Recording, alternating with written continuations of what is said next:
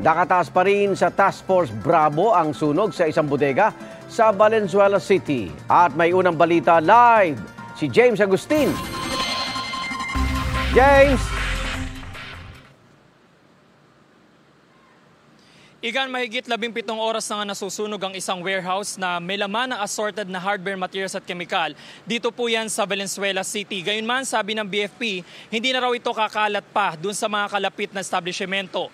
Nananatili naman sa evacuation center mahigit sa 200 pamilya na kinilangang lumikas dahil pader lang yung pagitan ng kanilang residential compound dito sa nasusunog na warehouse. Pasado hating gabi na makapal na usok pa rin ang nanggagaling sa nasusunog na warehouse sa barangay Bagbagin sa Valenzuela City. Alas 12:30 ng tanghali pa kahapon nagsimula ang sunog. Itinaas sa Task Force Bravo ang fire alert o hindi bababa sa 40 fire truck ang kanilang rumisponde. Tumulong din ang mga fire volunteers. Ang ilang bahagi ng pader ng warehouse, kailangang butasin ng mga bumbero para makalapit sila. Ayon sa BFP, sari-saring hardware, materials at chemical ang laman ng warehouse, kaya pahirapan ng pag-apula sa apoy.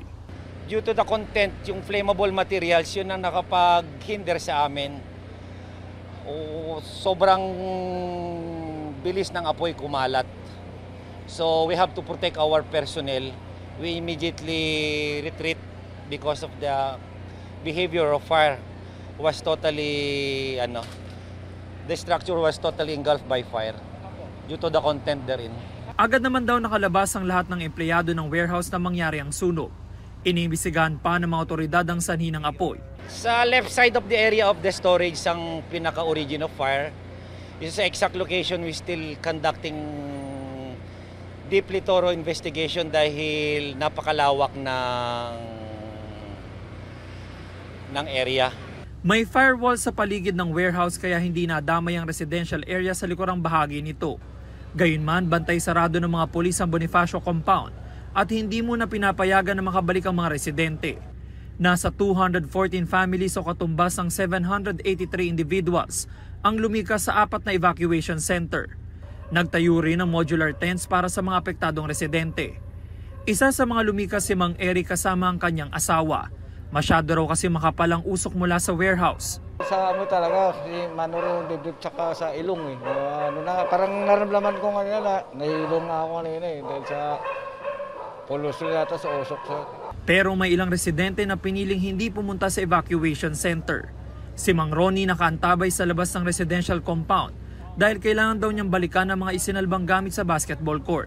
Talagang may itim na yung hindi na kami makahinga eh. Kaya pinalabas na kami lahat. Si Aling Rufina naman pansamantalang nakituloy sa kanyang kaanak. Pader lang daw ang pagitan ng kanilang bahay sa nasusunog na warehouse. Nung una hindi mo pa maaamoy yung usok talaga eh. Pero makikita mo, maano na siya, mausok na siya. Naku, malapit na po dun sa pader namin, sabing ganon. Nung bandang matagal-tagal na po, talagang masama po sa pakiramdam, kaya naka-face mask kami. Masama po ang usok niya. Malalanghap mo po talaga.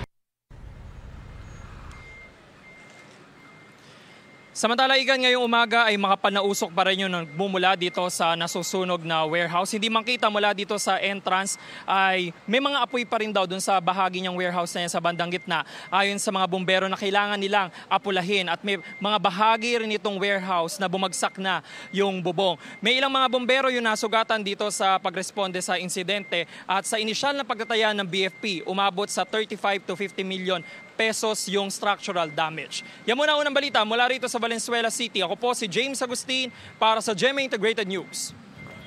Igan, mauna ka sa mga balita. Mag-subscribe sa GMA Integrated News sa YouTube. Sa mga kapuso abroad, subaybayan nyo kami sa GMA Pinoy TV at sa www.gmanews.tv.